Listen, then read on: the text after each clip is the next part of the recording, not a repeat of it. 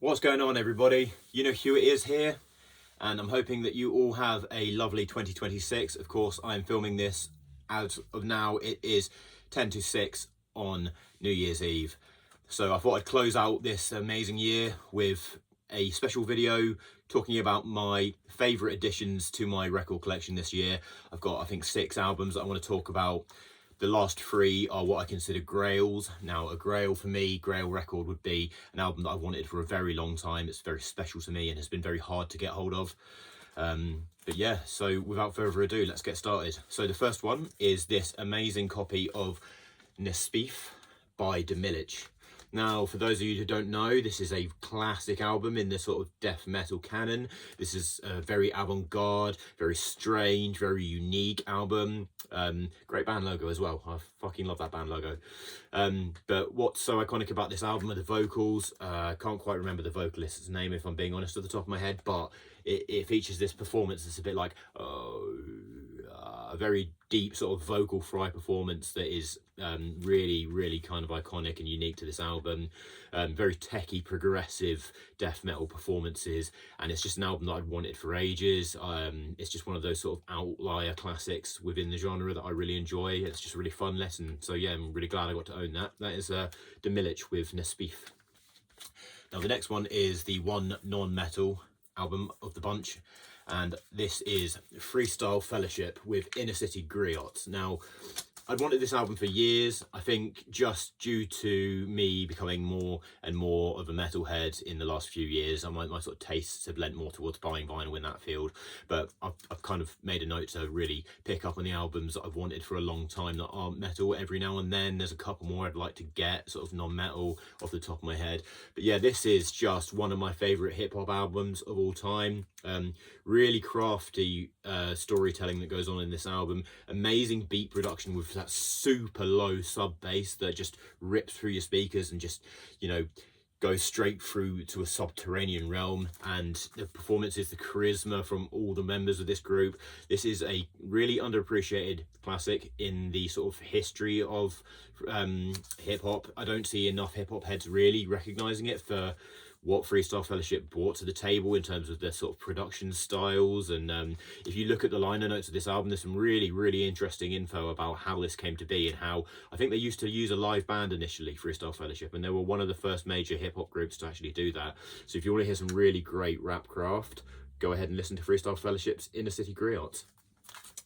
Okay, next one. I was so lucky to get hold of this. The magazine that I write for put out a little advertisement for this dropping, and I saw it as soon as it came out, and I immediately ordered one of the 200 extremely limited copies of this. This is Intestine Balsam out of Japan with An Anatomy of the Beast. Now, Intestine Balsam are arguably my favourite melodic death metal band of all time. They are absolutely legendary, and they have made some absolutely awesome music, and they have a virtually flawless catalogue. This is the debut. What's so unique about Intestine Balsam's approach is that they can be a melodic death metal band but also have death metal passages that are just straight death metal, and that is something that a lot of mellow death bands forget to really do, and it creates for a really kind of pure, really authentic and substantive listening experience. And it's just so cool. The guitar solos in this thing are beautiful. They're just a really talented group of musicians, and the fact that this was so limited and I wanted this album so bad for ages and I managed to get a copy just means a lot to me. So you know, this is a really cool addition to my collection. I think there might be a standard run coming out next year that's rumored, but you suckers are gonna have to wait for that. I'll just enjoy this in the meantime. Okay, so the next one is the first of the 3 grails that I mentioned earlier. Now, the first one here is probably the biggest, probably my favorite vinyl addition to my collection this year. I'm talking about Edge of Sanity with Crimson. Now, this is an incredible album. I'll go into it in a little bit more detail, but let me just say why this is so special for me to get in the collection. In the years leading up to me getting this year, the original copies or older copies have been on sale secondhand for hundreds and hundreds of, you know, dollars, pounds, euros, whatever you pay in. and it's been extremely hard to get. I would never really pay that for any record, but when I heard this was getting repressed, I was straight on that. And it's not just a repress, it's a remastering, and there's been some very subtle remixing going on at the back end of the track list in some of the more ambient patches that adds a bit more of a nice finality to the record. This is a beautiful sounding album, and it's printed on this bright red wax that really suits the suits the concept. I know the concept of this album, when you read into it, it does seem a bit ridiculous, but the thing is, it just goes to prove that if the music's good enough, then you can sing about just about whatever you like, and no one's really going to be that bothered. I won't criticize the album for the concept, because just listening to this is just so beautiful. This is melodic death metal. This is an album that I think takes place over 8 tracks, and it sort of forms part of this titular suite, Crimson 1 through Crimson 8, and it is just, it feels like you're listening to one song that just goes on and on and on, and every riff idea, every moment of the band switching on a dime from a soft moment to a heavy moment, or a heavy moment to a soft moment, to the more ambient moments. This is a masterpiece. In my opinion, this is one of the best metal albums, and I mean across the whole of metal, this is one of the best metal albums ever made. Dan Swano, the mastermind behind this band, he was an absolute god mode here, and I was absolutely thrilled to be able to finally get this in the collection. That is a grail. That is Edge of Sanity with Crimson. Definitely check that one out if you never have before. Okay, so the next one is a black metal album that was probably my most wanted black metal album, and part of the reason why I got back into buying CDs was so that I could buy all the albums that I didn't own on vinyl or couldn't get on vinyl, or they were either too expensive to get on vinyl. And this was one of those albums that influenced my decision to get into CDs, but of course I had to have the opportunity to own it on vinyl because it got this amazing repress. This is Abigor with Naktaimnen from the Twilight Kingdom. This is the Austrian black metal legends, and this, in my opinion, is their master statement.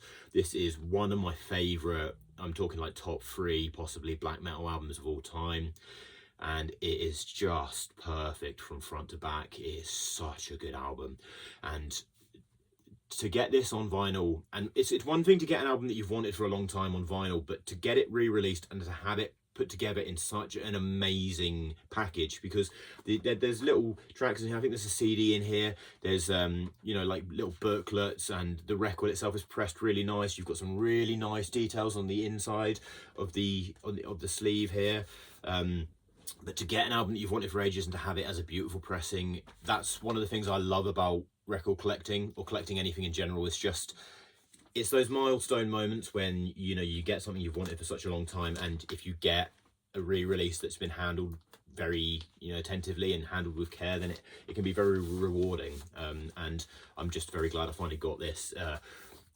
This kind of draws some parallels between the earlier sort of Cradle of Filth music, when I'm talking about the sort of vampiric dichotomy with effeminate vocals, but it's a bit less campy, and I find a bit more serious. I appreciate Cradle of Filth, but I've never really been the biggest fan of their music. But this takes a sort of European ice cold foggy black metal approach, and then has some really beautiful melodic lead guitars, amazing drums, amazing vocals. It's just an iconic black metal masterpiece. That is Abigor with Naktaimnen from the Twilight Kingdom. Okay, so one more, and this is a recent addition, and if you'd told me at the start of the year that I was going to own this album by the end of the year, I probably would have called you a lying twat. But this is Dragged into Sunlight with Hatred for Mankind. And yes, it has got that absolutely iconic, absolutely psychopathic album artwork that was drawn up by the late Justin Bartlett. I'm going to give him a shout out because I saw them around this time of 2024 in Manchester, and I saw a full album performance of this album, and it was the first time the band had played in 5 years, and it was a tribute concert to Justin Bartlett, the guy who designed this horrible album artwork because he sadly passed away. This, in my opinion, is in contention as one of the heaviest musical records ever released. It is, for those of you who don't know, Dragged into Sunlight are a band from, I think they're from Liverpool in England, and they're very secretive about their identity. They're known for playing on stage facing away from the audience with balaclavas, so you can't tell what's really going on. When I saw them play this, it was like witnessing the opening of hell. This is a death doom record that is incredibly heavy, with some, you know, riffs that are not ultra complex, but they just stick into your mind. And the album is awash in these quotes from psychopaths, serial killers, famous, delinquents of, humanity's history. And it just creates this experience of just the absolute worst of humanity. And I think that's where the name Dragged into Sunlight comes from. I think it's like you're dragging all of the underbelly of humanity out for you to see in plain as day. And it is one of my favourite metal albums of all time, and these are not easy to get hold of. And it came as a box set that I have. Actually, I've got it down here. I wasn't going to show it off because it's got too many trinkets, but I'll just show you the box quickly. It's got the logo on it. It's quite a big thick box, but it came with a lot of little trinkets, so you could perform some kind of ritual while you're listening to it, which was kind of a unique idea. But the pressing is so good, and it's just a really great sounding record, and I'm so happy to have this. I can't believe that I have this in my collection. I've just listed 3 grails and a load more albums that I've really wanted, and that is the great thing about collecting vinyl, guys. It's just that rewarding feeling of getting the albums that you've wanted for ages, and you get to sit down and listen to music as an activity. You're not just playing something through a mobile electronic device and, joining in with the soul-sucking cesspit of online terminality, if that's even a fucking word.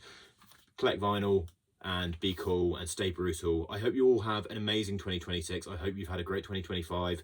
Peace and love, everybody. Stay brutal. You know who it is.